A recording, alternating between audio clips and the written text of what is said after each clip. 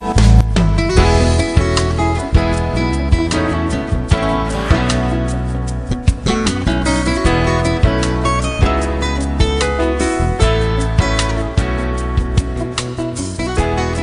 반갑습니다. 잘 들리세요?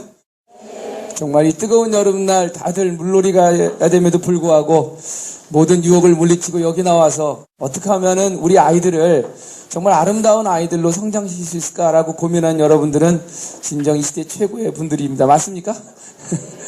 예, 오늘 육아라고 하는 이 주제는 사실 우리나라의 미래와 가장 큰 연결점을 갖습니다. 우리의 자녀들을 어떻게 키울 거냐라고 하는 그 질문은 요즘 많은 사회 각계에서 벌어진 일들을 보면은 굉장히 중요한 이슈인 것 같아요. 우리가 제대로 키워서 그 아이들이 정말 이 사회에 제대로 된 이 구성원으로서 성장하지 않으면 우리나라의 미래도 없다라고 하는 공감대가 이제는 드디어 다들 많은 분들이 갖고 계신 것 같아서 오늘 제가 고민은 육아에 대한 다양한 솔루션들이 있겠지만 인문학적인 어떤 육아에 대한 솔루션이 뭐냐라고 하는 질문에 대한 답을 좀 하려고 합니다. 인문학, 요즘 많이 뜨고 있는 단어인데 다들 인문학에 대한 관심들은 많으시죠? 근데 도대체 인문이라는 게 무슨 뜻입니까? 많은 분들이 인문학 하면은 역사, 철학, 엄청나게 어려운 게 인문학이다 라고들 많이들 생각하시는데 사실 그 인문의 그 인자는 사람 인자고요. 문은 문양 문자입니다. 그러니까 인문은 인간의 문양이에요. 하늘의 문양을 뭐라 그래요? 천문이라 그럽니다. 그래서 하늘의 문양을 공부하는 학문을 천문학이라고 부르듯이 인간이 어떤 문양을 그리며 살아야 되는가 라고 하는 질문에 대한 대답이 바로 인문학입니다. 오늘 여러분들의 인간의 문양은 참 아름다워요. 이 뜨거운 여름날 여기 오신 그 문양 자체는 참 아름다운 배움의 문양입니다.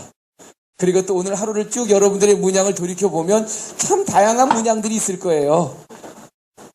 왜 찜질방 안 가고 여기 오셨습니까? 아니면 시원한 데서 그냥 편안하게 TV 보는 것도 괜찮을 텐데 그래도 여기 오셔서 이렇게 뭔가 새로운 문양에 대한 공부를 하시고 그 문양에 대한 호기심을 갖고 있다는 건 정말 여러분들이 삶의 문양이 아름다운 겁니다. 우리나라에 수없이 많은 육아에 대한 관심이 있는 분들 중에 이 자리에 와서 이런 문양에 대한 인간의 문양을 어떻게 정말 고민할 건가라고 물어보시는 분들은 쉽지 않거든요. 제가 오늘 한번 그런 문양에 대한 공부를 한번 같이 해보도록 하겠습니다. 누구한테 물어볼까요? 역사적으로 위대하신 분들은 좀 어떻게 하면 육아에 대한 다양한 솔루션을 찾아들으려면 혹시 이분 아실까요? 아인슈타인? 이분한테 물어보면 답이 나올까요? 아니면 발명한 에디슨이요? 레오나르도 다빈치는 조금 답을 하시겠는데요? 아티스트이자 자연과학자이자 아니면 철학자이자 굉장히 다양한 분야를 넘나들었던 이분은 뭔가 좀 답이 나올 것 같은데 스티븐 호킹 같은 분은 어때요? 자기가 갖고 있는 역경의 문양을 극복하고 위대한 나의 가능성을 발견하신 분이죠. 스티브 잡스는 너무나 여러분들 잘 아시는 분인데 혹시 이분이 좀 답해주지 않을까요? 예, 홍콩 배우 금성무입니다. 연식이 있으신 분들은 좀 아시는데 근데 이 장면은요 어떤 장면이냐면 왜 오구상 감독이 감독을 했던 적벽대전이라는 삼국지에 나오는 그 전쟁을 그린 영화 있잖아요. 그 적벽대전의 제갈공명 역으로 나온 분장력입니다. 제갈공명 하면 이분 하면 어떤 생각이 드세요? 제갈공명 하면 똑똑하고 뭔가 답을 찾을 것 같고 이분한테 물어보면 이미 답을 다 준비해서 우리한테 얘기해 줄 것 같은 그런 분 아니십니까? 삼국지 좋아하시는 분들 이 제갈공명에 대한 이야기 좀 해보라 그러면 삼고철연이 칠종칠금이니 굉장히 많은 얘기들 알고 계세요. 근데 혹시 보따리 세계 얘기 알고 계십니까? 왜 제갈공명이 자기가 모시던 임금 누구죠? 유비를 갖다가 저 손권이 있는 오나라 땅으로 보내야 되는데 그냥 보내면 이게 위험하니까 조자룡이란 장군을 딸려 보냅니다. 상산의 그 대단한 조자룡. 자룡아, 너 임금님을 모시고 가면서 내가 볼 때는 위기는 닥치게 돼 있다. 근데 내가 그 위기가 읽혀진다. 어려울 때마다 내가 그 위기에 답을 찾을 수 있는 보따리가 3개 있는데 이걸 줄 테니까 그때마다 풀어보면 그 안에 답이 있을 것이다. 역시 제갈공명이죠. 아니나 다를까 위기가 터질 때마다 그 조자룡 장군이 정말 그 보따리를 열어보니까 그 안에 이미 그 상황을 다 적어놓고 답이 있었어요. 그래서 무사히 왜 그 유비를 모시고 갔다가 돌아왔다는 얘기는 들어보셨죠? 요즘 초등학교 유치원 학생도 다 알아요. 이 보따리 내용까지 알아요. 그래서 어떻게 하냐 그러니까 삼국지 게임의 옵션으로 이 보따리가 쓰인다. 그래서 여러분들 자녀를 키우거나 지도하면서 혹시라도 어렵다고 생각할 때 그 어려움을 극복할 수 있는 보따리 3개는 다 갖고 계십니까? 통장 잔고? 아니면 무슨 카운셀러? 정신과 병원 원장?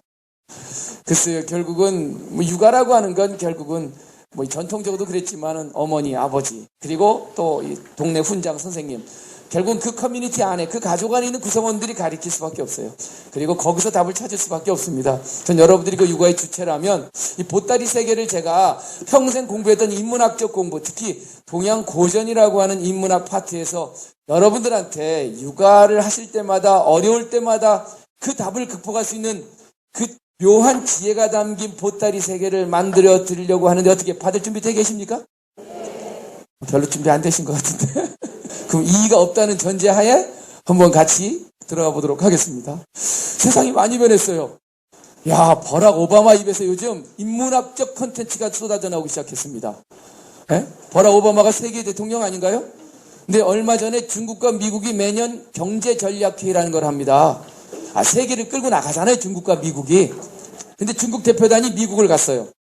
그때 이만 워싱턴 그 만찬장에서 버락 오바마가 탁 중국 대표단한테 맹자왈하고 꺼냈습니다. 이 내용이에요. 맹자 얘기요. 산경지, 해간, 개연, 용지, 성노요. 위간, 불용증, 모색지라. 좋은 얘기죠? 왜 아무도 동의 안 하십니까? 이럴 때 제가 통쾌해요. 아니, 어느 집단이든, 예를 들어서 우리나라 최고의 지성 집단에 가서도 이 얘기하면 다들 조용해요. 내용이 있으면 간단해요. 매산자의 길경자, 산경, 산 속에 길이 있는데, 해간, 사이길 해자입니다. 조그만 오솔길이 하나 있습니다. 그런데 개연은 자주자주란 뜻의 부사죠. 자주, 용지. 그 길을 사람들이 이용하고 다니다 보면, 이룰성자 길로자, 성노라, 뭐가 만들어져요? 이 얼마나 위대한 정의입니까? 길은 원래부터 있는 것이 아니라 산속에 있는 조그만 길이 자꾸 사람이 다니다 보면 대로가 됩니다. 그런데 위간, 잠깐 사이라도 안 입을 자, 쓸 용자, 그 길을 사용하지 않으면 띠모자에 막힐 색자, 잡풀로 뒤덮여서 그 길은 막혀 없어질 것입니다. 뭔가 느낌이 오세요? 버락 오바마가 갑자기 중국 대표단들한테 이 얘기를 왜 한 거예요? 왜 한 겁니까? 중국과 미국이 그동안 서로 안 만나서 길이 없었는데 오늘을 시점으로 해서 서로 만나서 자꾸 얼굴 보다 보면 중국과 미국 사이에 큰 길 날 거니까 우리 큰 길 만들자. 이 얘기를 딱 하는 순간 중국 사람들이 얼마나 기분이 좋았겠습니까? 자꾸 보자는 얘기 아니에요. 이게 비록 그런 뜻으로 얘기했지만 또 여러분들 예를 들어서 가족들 모아놓고 해도 되죠, 이 얘기. 명절날 추석 때 피를 나눈 형제면 뭐하냐, 자꾸 봐야 우리가 정이 들고 형제지, 안 보면 이웃만 못하다 하면서 맹자왈, 산속의 샛길도 자꾸 다니면 큰 길이 된다 했고, 아무리 큰 길도 안 다니면 풀로 뒤덮여 없어진다 했거늘 우리 서로 얼굴 좀 봅시다. 돼요? 참 고전이란 게 좋은 게 뭐예요? 인문학이란 게 좋은 게 뭐예요? 이게 시대가 변하고 그리고 세월이 변해도 어느 장소에든 다 쓸 수 있어요, 이게. 그러니까 어려서부터 왜 아이들한테 인문학을 가르쳐야 되느냐? 그게 시간과 공간을 넘나드는 베이직을 가르치는 거예요. 자꾸 만나야 소통된다는 얘기. 이 컨텐츠 하나만 갖고 살아도 부부간에 얘기 쓸 수 있고요. 가족이든 형제든 얼마든지 쓸 수 있는 아주 베이직이 좋은 글 아닙니까? 이걸 가르치자는 거예요, 제가 아이들한테. 어때요? 지나간 아주 오래된 얘기지만 이 고전들 지금 읽어도 대충 좋은 말 같습니까? 아니야, 1000년 뒤에 지나서 이 말이 다시 쓰여도 괜찮을 것 같아요? 고전의 힘이 그거예요. 인문학의 힘이 뭡니까? 시간이 지나도 장소가 바뀌어도 참 그 내용들이 우리의 가슴을 울려준다는 겁니다. 그러니까 고전인과 베스트셀러를 나눈다면 이 베스트셀러와 고전의 차이는 뭘까요? 맞아요. 베스트셀러란 말 자체가 많이 팔린 책이란 뜻이지 좋은 책이란 뜻은 아닙니다. 그러니까 트렌드를 반영하고 있어요. 반짝거리긴 해요. 이 시대에 우리가 아픈 걸 긁어주긴 해요. 그런데 그것이 시간이 지나가면, 트렌드가 지나면 마치 유행 지난 철 지난 것 옷처럼 폐기해버리죠. 근데 고전은요, 한마디로 말하면 발효과학? 발효식품. 이게 묵어갖고는 검증이 된 거예요. 그러니까 저는 자녀들에게 베스트셀러 익혀주는 것도 참 좋지만 트렌드를 파악하는 데 있어서는 그러나 오히려 고전과 인문학을 읽어주는 게 베이직이 좋은 것 같아요. 옛날 부자 아빠란 책이 있었어요. 그 책 요즘도 읽어요? 그거 쓰신 분 파산했대요. 부동산 경매만이 부자가 된다고 썼잖아요, 그때. 예? 뭐 새벽형 인간, 점심형 인간, 저녁형 인간, 아프니까 청춘이다. 요즘 새로 나왔더만, 결리니까 노인이다.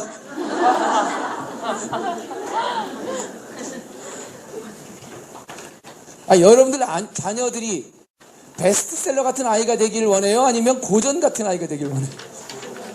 근데 사회는 베스트셀러를 원해요. 스펙 좋고, 토익 만점 맞고, 머리 좋은 아이를 뽑으려 그래요.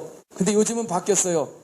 그런 아이 뽑아보니까 생전 책임감도 없고 먼저 도망가고 도대체 남의 그 힘들고 어려운 걸 이해도 못한대요.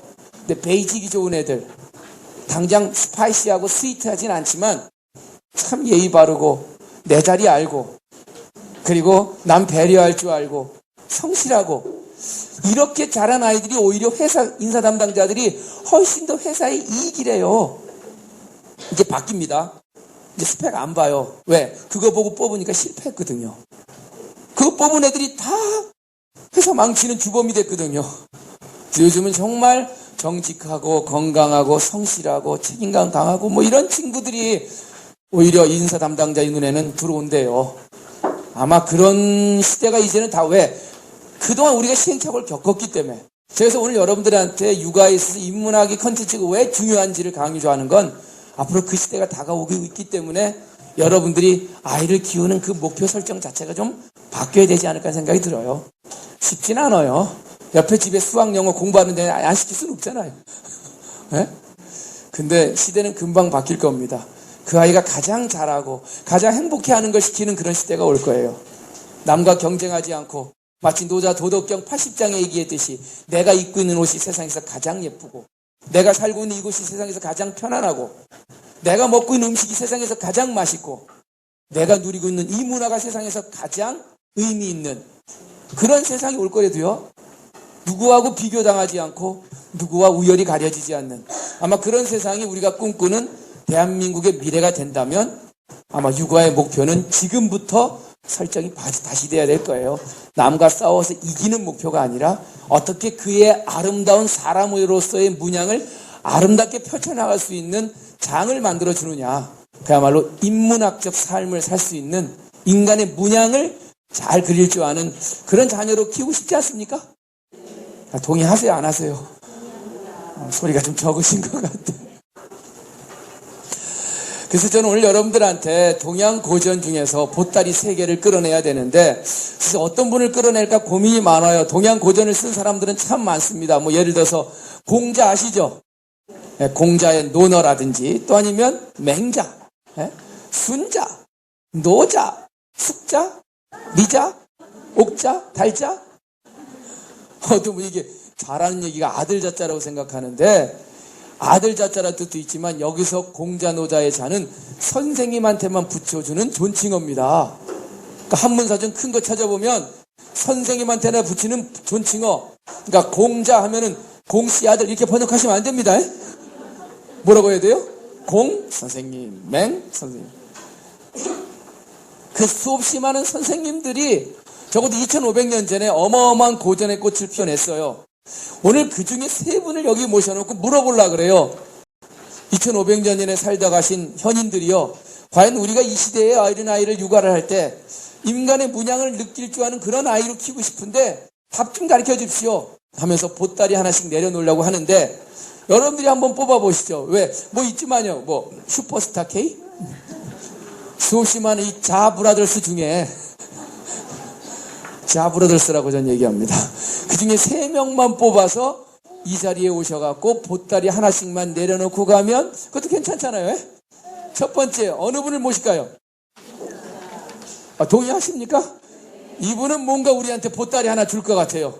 아시아에 있어서 공자하면 끝입니다. 우리 아시아인들이 2500년간 가장 많이 영향을 받은 사람 넘버원 하면 공자일걸요? 우리가 인정하든 부정하든?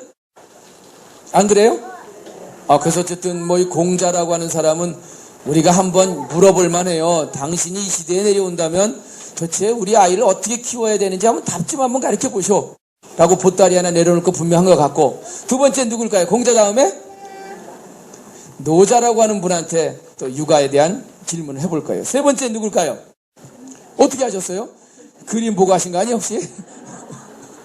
네, 손자병법을 쓴 이 손자란 분도 뭔가 한마디 분명히 하고 가실 것 같아요. 그래서 제가 오늘 여러분들한테 유교, 컨퓨셔니즘이라 그러죠. 컨퓨셔니즘이란 영어 단어는 컨퓨셔스, 공자란 데서 왔고, 컨퓨셔스의 원발음은 궁푸즈, 중국말로 공부자. 그 공부자는 공자. 그러니까 공자, 궁즈, 궁푸즈, 컨퓨셔스, 컨퓨셔니즘. 그러니까 이 유교라는 말 자체가 공자란 뜻입니다.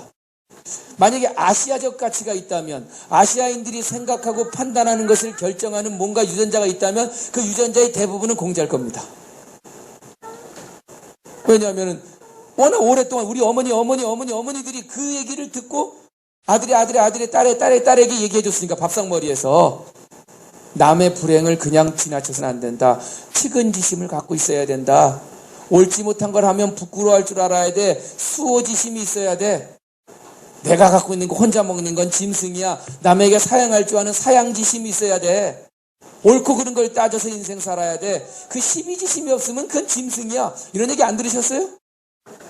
그런 얘기 해주세요, 자녀들한테. 네. 밥상머리에서 계속 들었던 내용이요. 우리 어머니들이 무슨 논어를 읽었겠어요? 맹자 읽었겠어요? 그냥 그게 사회적 상식이었어요. 인간은 측은지심을 갖고 부끄러워할 줄 아는 수호지심이 있고, 옳고 그른 걸 가릴 줄 아는 시비지심이 있고, 정말 남에게 양보할 줄 아는 사양지심이 있다. 다 그렇게 배웠고 그렇게 살고 계시죠? 그래서 여러분들 어린아이 자꾸 태어나면 우리나라 사람 착착 일어나잖아요. 여기 아니 사양지심. 자는 척하고 눈 감고 있으면 부끄러워서 어쩔 줄 모르는 수호지심이 있죠? 왜 말을 안 하세요? 그런 거 다 배우셨잖아요. 학교에서는 안 가르쳐 주나요? 가르쳐 주나요? 지식으로 가르쳐 주지 인생의 삶의 방식으로는 안 가르쳐 주는 것 같아요. 근데 참 세상이 너무 힘들어서 그게 쉽지 않아요. 그런 걸 가르치고 배웠긴 했는데, 이게 아침에 신도림역에서 출근 시간에 2호선으로 갈아타다 보면 이게 사양지심은 없는 것 같아요. 왜? 내가 이 못하면은 나는 출근 못하니까. 그러니까 이놈의 환경이 우리 인간을 이렇게 만든 거지, 인간 인성 자체가 나쁜 건 아니에요 원래. 제가 뉴질랜드 우리 형네 집에 놀러 가니까 거긴 진짜 다 사양지심이더만. 에? 하루에 보는 사람이 몇 명 안 되니까 산골에 먼저 드시지요. 거가 공자가 있더만. 참 우리나라 너무 힘들어 이게. 그래서 어느 분이 그래요. 인간은 원래부터 악한 것 같아. 지하철에서 자리 양보해 주는 거 그거 안 되니까 그런 말 한 거야 라고 하시는데, 맹자는 뭐라 그래요? 아니다. 인간의 원래 마음은 착했대요. 그러면서 비유를 그렇게 들어요. 소우자 매산자, 우산이란 산이 있었대요. 워낙 산림이 울창해서 아주 그늘도 지고 아름드리 나무가 가득 찼대요. 그런데 그게 도시 옆에 있어서 도시 나무꾼들이 와갖고 나무를 베기 시작했답니다. 그래서 우산에 있는 나무는 하나둘씩 다 쓰러져 없어졌대요. 그래도 우산은요 끝까지 나무를 키워내려고 이슬을 먹으면 또 다시 또 싹을 피워냈답니다. 그때만 낮에 양치기들이 양을 데리고 와서 또 싹 긁어 먹었대요. 그래서 우산은 아무 풀 한 폭이 안 자라는 민둥산이 됐답니다. 사람들은 지나가면서 뭐라 그래요? 저 우산은 민둥산이야. 산에 나무도 없고 풀 한 폭이 안 나는 아주 민둥산이야라고 하지만, 원래부터 그 우산이 민둥산이었을까요? 원래는요 참 아름다리 나무가 가득한 산이었는데, 우리도 태어날 땐 참 아름다운 사양지심, 시비지심, 수호지심, 측은지심이 다 있었을 텐데, 이놈 신도림역에서 2호선 바꿔 타다 보니까 사양지심 떨어져 나가고, 또 내 아이고 저 아이하고 경쟁해서 창피한 거 당해보니까 수호지심도 없어지고, 그 어느덧 우리 마음은 다 그런 건 어디 가고 인성은 다 황폐해지고, 정말 어떻게 하면 살아남을까? 오로지 난 밟고 일어나고 싶은 생각밖에 안 드는 그런 세상을 살고 있지만, 이제는 다시 나무를 심어야 돼요. 왜? 인간은 원래 천성, 하늘이 준 위대한 본성이 있었거든요. 그 하늘이 준 인성을 잘 갖고 나가는 것, 이것이 인간이 가져야 될 굉장히 중요한 이 시대의 과제인 것 같아요.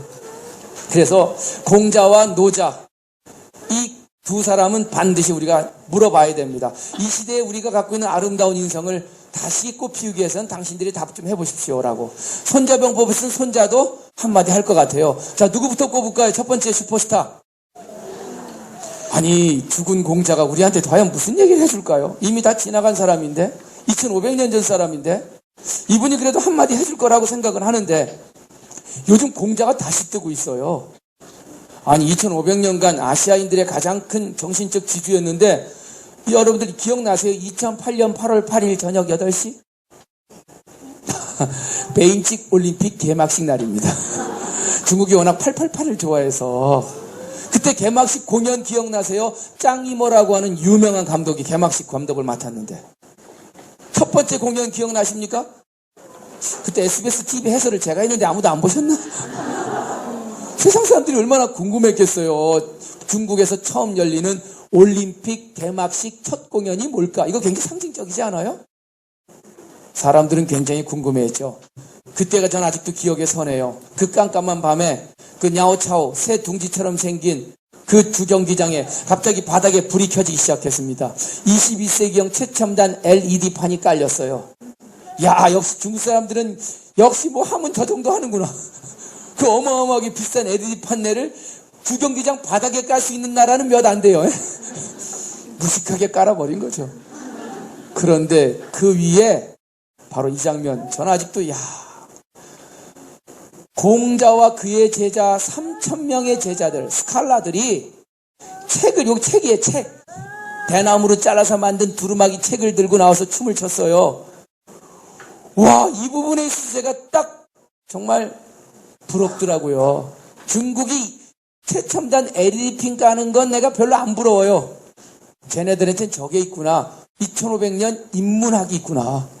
3000명의 스칼라 학자들이 책을 들고 나와서 우리 중국은 문명의 국가다, 인문학의 국가다라고 외치는 저 모습 속에서 중국이 세계를 끌고 나갈 자격은 되겠다 하는 생각이 들더라고요. 돈만 많이 벌었다고 명문가라고 합니까? 돈 많이 벌면 뭐예요? 가풍은 하나도 없고 식구들은 다 싸우고 형제들은 다 법정에 서 있는데 그게 진짜 성공한 가정입니까? 돈 많이 버는 기업은 훌륭한 기업이에요? 많이 벌면 뭐합니까? 지들끼리 다 숨겨놓고 형제들은 법정 쓰고 자녀들은 또 싸우고 있는데 돈 많이 경제성장 이룬 나라는 훌륭한 나라입니까? 훌륭한 나라는 뭐예요? 지도자들은 다 도망가고 세상은 전부 다 뿔뿔이 흩어져 있는데, 그러니까 그 집안이 제대로 된 명문가가 되려면 물론 돈도 있어야 되지만 철학이 있어야 돼요. 기업도 기업 철학이 있어야 됩니다. 사람도 마찬가지예요. 내 삶에 성공한 게 뭐예요? 내 삶의 방식이 있어야 되는데 나만의 문양이, 인간의 문양이. 그저 돈 많이 벌고 돈 많이 쓴다고 성공했다 그러면 뭐 그것만 갖고 인정 안 해줘요. 그래도 국가가 세계를 끌고 나가는 인류 국가가 되려면 철학이 있어야 돼. 국가 철학이. 글로벌리즘이 있어야 돼. 싸 안아주고. 일본이 그게 없잖아요. 도는지 믿는지 모르지만 남한테 사과할 줄도 모르고 인정할 줄도 모르고. 그러니까 인정이 안 되는 거야, 그 사람들. 다행이긴 합니다. 그것까지 있었으면 어떡할 뻔했어. 저는 중국이 요즘 공자를 다시 띄워요. 세계를 끌고 나가려면 역시 철학이 있어야 된다. 인문의 정신이 다시 받쳐줘야 된다. 그래서 공자가 요즘 전 세계에 중국이 만든 중국 문화원 이름이 다 궁츠슈에위엔 공자 아카데미입니다. 마치 독일이 만든 문화원이 괴테하우스처럼. 공자, 우리는 세종문화원이라고 그러죠. 공자를 다시 띄우고 있어요. 근데 아세요? 공자의 어린 시절의 뒷얘기들? 공자가 좋은 집안에서 아주 윤택한 환경 속에서 자라났다고 생각하십니까? 공자는 굉장히 어려운 역경을 거칩니다. 정말 공자의 출생에 대해서는 사마천이란 역사가가 그의 책 사기에서 이렇게 얘기해요. 공자의 출생은 야합이었다. 야합이란 말 아세요? 들야자 합할합자. 들판에서 합해서 태어난 사람이다. 이게 들에서 합해보신 분들은 뭔 뜻인지 대충 느끼면 안 돼. 이게 뭐 연자방앗간이라든지 보리방앗간이라든지. 이게 야한 얘기입니다. 이게 우리가 야합한다는 얘기하죠. 뭐 정치권이 야합한다. 그건 뭔 뜻이에요? 만나선 안 될 사람이 만나는 건 다 야합입니다. 왜 들에서 만나요? 집에서 만나지. 그 사마천은 그렇게 써요. 공자가 태어날 때 공자 아버지는 70살 먹은 퇴역한 군인이었고 그의 세 번째 여자였던 17살의 미혼모 사이에서 태어났다. 첫 번째 부인한테서 딸만 9을 낳고 공자 이복 누나가 9명입니다. 두 번째 부인한테서 아들 하나 낳았으니 공자 이복경 다리를 못 쓰는 핸디캡이 있었다. 그리고 세 번째 17살의 미혼모 안징제, 직업은 무야라 무속인이었다. 그 무속인과 사이에서 야합하여 낳았으니 그가 공자다. 3살 때 아버지는 돌아가시고 24살 때 어머니가 돌아가실 때까지 공자는 어린 시절 너무나 어려운 역경을 겪었다. 이게 사마천이 얘기하는 공자라는 사람의 바이오그래피, 인생 기록입니다. 많은 분들이 공자가 그런 분이었어요 라고 좀 얘기를 해요. 유림들도 이런 얘기하면 별로 안 좋아해요. 그래도 위대한 공자가 어떻게 그렇게 천하게 살았냐고. 제가 현직 성균관 교육원장입니다. 제가 유림이라면 유림인데 전 이 부분이 제일 좋아요. 공자 얘기 중에. 왜 좋을 것 같아요? 공자는 자기 인생을 통해서 우리에게 뭔가 메시지를 전달하고 있어요. 뭐예요? 인간은 어떻게 태어났든 홀어머니든 가정 형편이 어떻든 누구나 그 역경을 극복만 하면 2500년 아니라 앞으로 미래 올림픽의 개막식 공연 첫 번째 주제로 나올 수 있다. 이걸 몸으로 보여준 사람이 공자 아니에요? 때로는 역경이라는 것이 여러분들 동의하실 겁니다. 힘들고 어려운 상황이라는 것이 비록 나에게 고통은 주지만 그걸 견뎌내고 극복하는 과정 속에서 매직도 생기고 더 위대해질 수 있다는 생각. 그건 전 육아 문제에서 굉장히 중요한 이슈라고 봐요. 삶의 자세 중에서. 왜 노래 가사에도 있더만 뭐예요? 아픈 만큼? 그거 무슨 뜻이에요? 많이 아파봐야 그만큼 더 성숙미를 느껴진다. 많이 아파보셨어요? 네? 자녀들 아프게 키우십니까? 스티브 잡스니, 버락 오바마니, 클린턴이니, 퇴계, 율곡, 공자, 맹자의 공통점은 뭐예요? 다 어렸을 때 아팠던 사람들입니다. 특히 호르몬이 출신들이네, 다. 웬 호르몬이 출신들 중에 이렇게 잘된 사람이 많아요? 홀아버지 밑에서 잘 컸다는 자식 보셨어요? 못 봤대요. 왜 못 봤냐니까 재혼해서 역경이 끝난대요. 호르몬이는 자기의 모든 인생을 다 재보는데요. 너는 남보다 하나 없지만 내가 너를 더 잘 키우겠다. 그래서 그 어머니들이 자식을 제대로 키워낸다는 거예요. 오히려 그 역경이 그 아이한테는 긍정적으로 작용하면 더 큰 아이가 될 수 있는 조건이 된대요. 이 얘기하니까 어떤 남자분이 저한테 와서 심각하게 그러더만, 선생님 이제 결심했습니다. 무슨 결심을 했냐니까 자식을 위해서 내가 사라져도 되는 것 같다. 굳이 그렇게 자식한테 역경을 일부러 줄 이유는 없고 인생을 살다가 어쩔 수 없는 역경이 다가왔다면 그것이 꼭 나를 힘들게 하는 것만은 아니라는 거죠.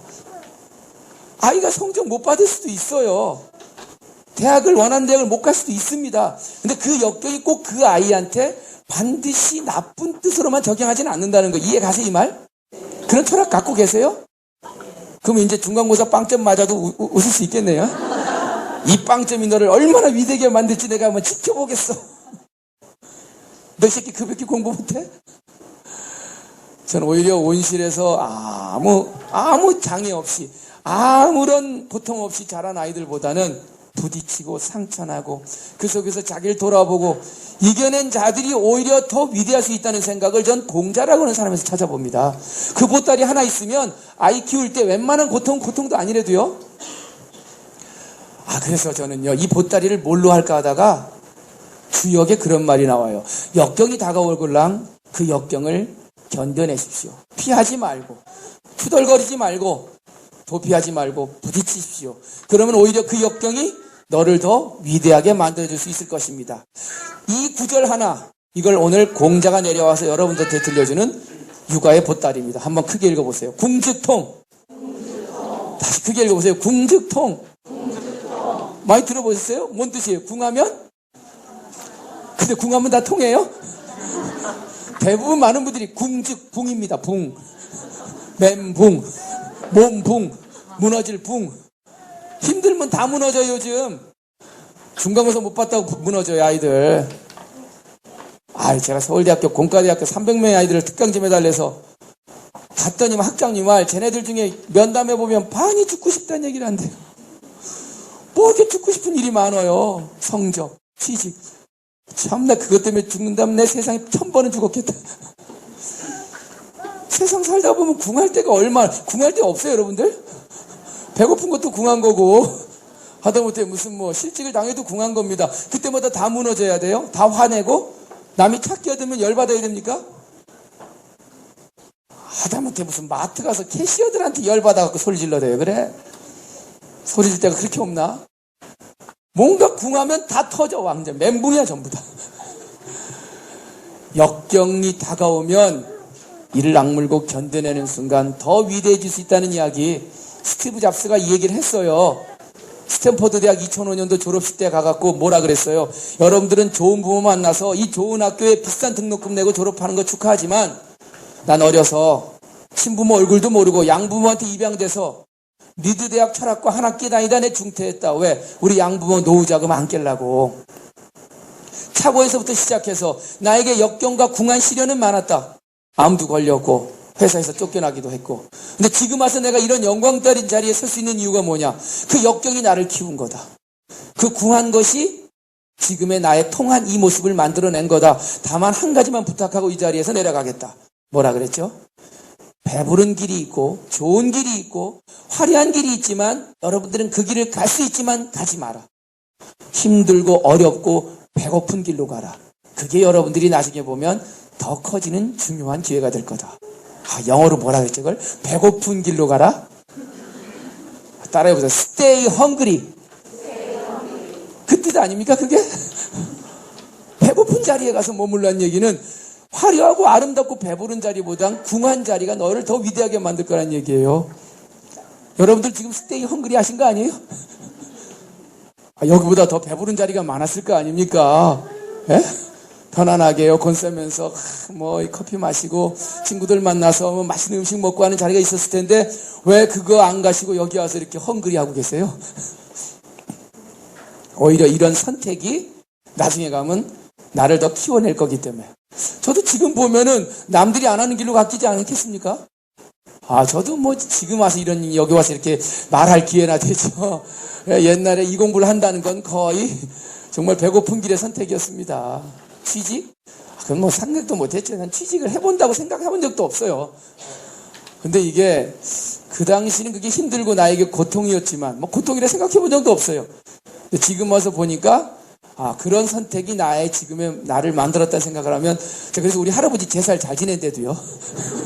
나를 이렇게 역경의 길로 들게 해줘서 아마 여러분들 자녀들이 여러분들을 선택할 때 어머니는 그때 왜 나를 이렇게 힘든 길로 가게 했지?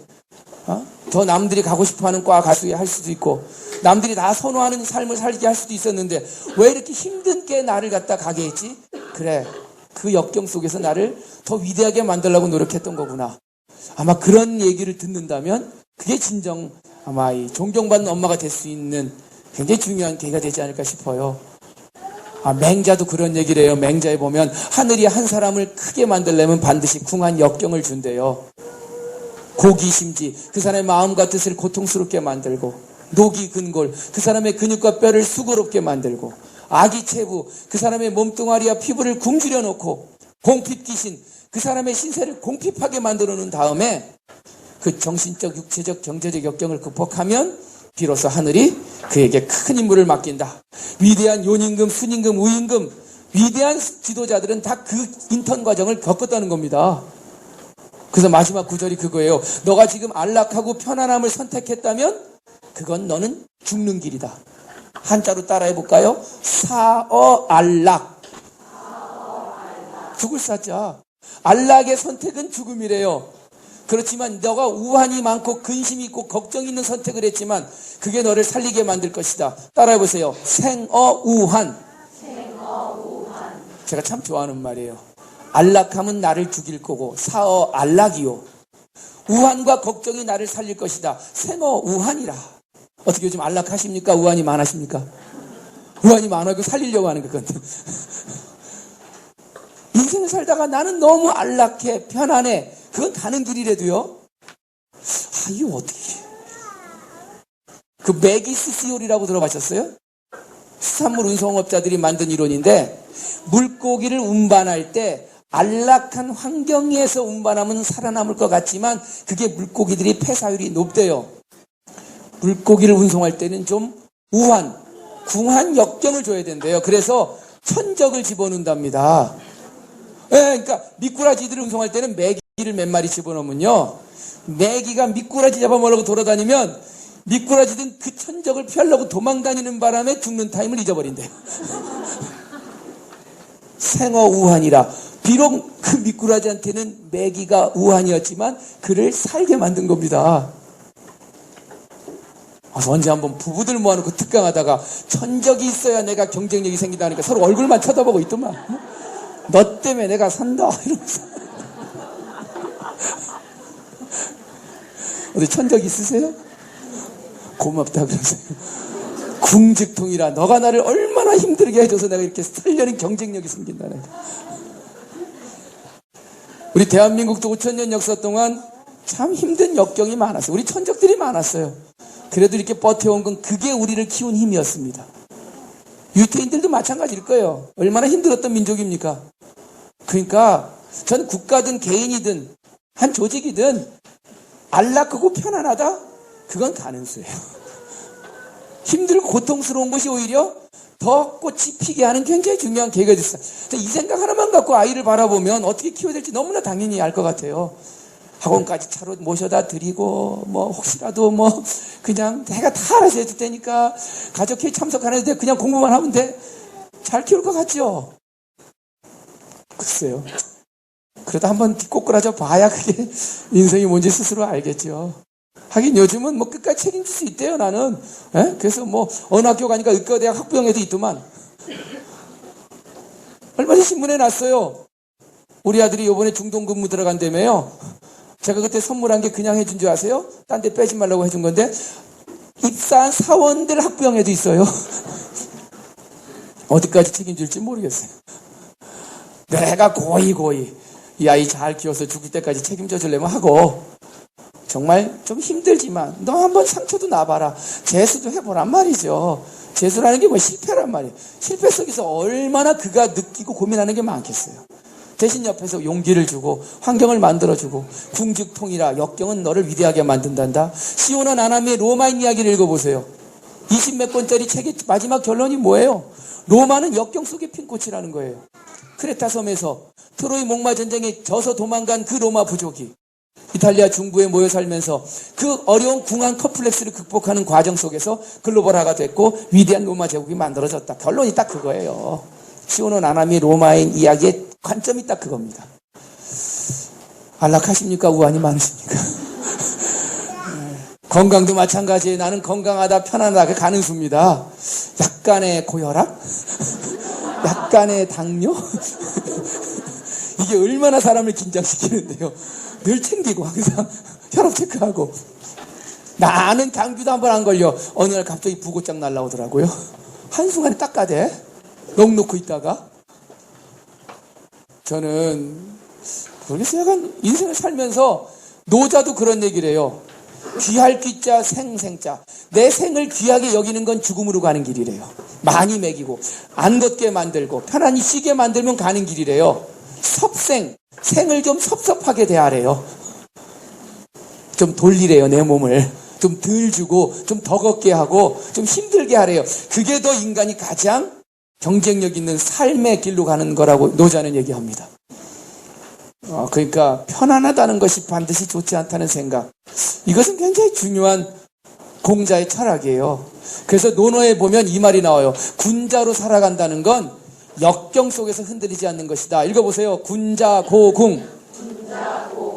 군자는요, 어떤 사람이래요? 궁하고 힘들 때 오히려 더욱더 단단해진 사람이 군자래요. 평상시에 모른대요. 힘들어 봐야 그 사람이 진짜 군자인지 아닌지 안 돼요. 그래서 그 사람 제대로 알려면 왜 바닥 쳐보면 안 되며요? 결혼하기 전에 몰랐어요. 그 사람이 그 사람 일지를. 해보니까 저게 바닥 치니까 영 인간이 아니야. 드디어 본색이 나오기 시작해. 겉으로 보여질 때는 우아하죠. 딱 막다른 길이 다다른 순간 사람은 딱 거기서 나온데도요. 그 역경 속에서 눈 하나 깜짝하지 않고 자기의 평정심을 유지할 수 있는 군자는 궁할 때 더욱더 단단해지는 법 하는 사람도 있고, 그 멋지게 폼 잡던 사람이 좀 힘드니까 그냥 뒤로 무너지는 사람이 있어요. 방송에서 이런 얘기 해도 될지 모르지만, 그래서 그 사람 제대로 알려면 왜 그 고스톱 쳐보면 안다는 얘기 아세요? 고스톱의 가장 큰 역경이 뭐예요? 여러분들 아시나? 쓰리고의 피박이라고 들어보셨어요? 거기에 광박까지 씌우면 8배입니다. 인생에 쓰리고의 피박 맞아보신 분 대부분 그 정도 맞으면 다 판 엎어요. 다시는 안 치겠다고 일어난대도요. 근데 그 역경 속에서 군자 고박 뭐 이런 말은 없나? 군자는 피박을 맞아도 단단해지는 법. 멋진 사람들이 있어요. 인생에 여러분들 얼마나 큰 역경을 당해보셨습니까? 글쎄, 여기 앉아 계신 것 자체가 정말 그렇게 큰 역경은 없으셨으니까 여기 앉아 계실 거예요. 그런가요? 추사 김정희 아세요? 뭘로 유명하시죠? 글씨체로 유명하시는데, 원래 이분이 글씨 전문가가 아니에요. 이분도 역시 관료 출신인데 정말 32살에 급제해갖고 너무나 잘 나갔던 관료입니다. 물론 저희과 선배입니다. 이분이 얼마나 잘 나갔는지 이분의 아버지의 아버지의 아버지니까 증조인가 김한신이라고 영조대왕의 사위 부마입니다. 집안 좋아요. 그러니까 55살 나이에 국방부 차관, 그 당시는 병조 참판이 돼요. 한 번도 역경을 안 겪어본 사람이에요. 근데 이 사람이 인생의 역경을 한 방에 갑니다. 55세, 요즘 말로 하면 평균 연령 지났던 그 당시 나이에 저 제주도 대정이란 곳에 유배를 떠나요. 8년 3개월 동안. 끝나고 나니까 8년 3개월이지. 생각해보세요. 인생 끝난 거 아니에요? 역적으로 몰려서 유배 갔다고 생각하면 제주도 남쪽 끝에 여행 간 게 아닙니다. 대부분 같으면 그냥 궁즉붕 할 겁니다. 역경이 다가오면 무너지겠다. 이분 여기서 고민을 해요. 내가 여기서 어떻게 새로운 삶의 방법을 찾아낼 건가? 그래서 거기서 찾아낸 방법이, 병조판서는 못 되잖아요. 그래서 글씨로 들어갑니다. 워낙 글씨를 좋아했지만 글씨로 승부를 보겠다. 그래서 궁즉통을 해요. 그 유배라는 역경을 극복하고 추사체라는 글씨를 만들어서 글씨의 대가로 우뚝 씁니다. 지금 돌이켜보면 이분에게 다가왔던 55세의 그 유배란 역경이 이분의 인생에 마이너스일까요? 플러스일까요? 그때 힘들었겠지만, 병조판서는 못 됐겠지만, 오히려 우리 머릿속에 기억되는 건 이분이 추사체이기 때문에 오히려 아마 인생에 있어서 큰 전환 계기가 됐을 거예요. 예? 이분이 거기 가서 8년 3개월 동안 역경, 근데 역경이 다가왔다고 바로 단단해지진 않아요. 처음에 2년간 좌절합니다. 서울에 부인이 있었거든요. 매일 부인한테 편지를 써요. 그 왜 징징거리는 거 있잖아요. 난 뭐 먹고 싶은데 왜 안 내려오는지, 요번에 보내준 게 오는 길에 다 쉬었다는데, 넌 내가 이렇게 힘든데 잠은 오냐, 이런. 그러다가 부인이 2년 뒤에 죽으니까 정신 차리더만. 하여튼 남자들은 그래야 정신 차려요. 그때부터 정신 멘탈이 살아나서 얼마나 글씨를 써댔던지, 표현에 의하면 벼루 10개가 밑창이 났대요. 하도 긁어대갖고. 근데 제가 한 달 전에 제자들 데리고 인문학 답사를 글로 갔었는데, 그 제주도 돌이 단단하진 않더라고. 물러가 화산석이라 금방 다 없어지긴 하더만. 그러니까 역경을 극복하려면요, 독해야 돼요. 궁즉통이라는 게 그게, 생각해보세요. 벼루 10개를 밑창낼 정도로. 그리고 그는 위대한 글씨의 대가로서 다시 우뚝 쓰고, 그리고 자기 제자 이상적에게 이런 그림을 하나 그려보냅니다. 여러분들 잘 아시는 새한도. 온 세상이 다 얼어서 추운 겨울날 그 푸르렀던 나무들은 다 시들고 없는데 소나무 잣나무 몇 그루 딱 그려놓고 봐라.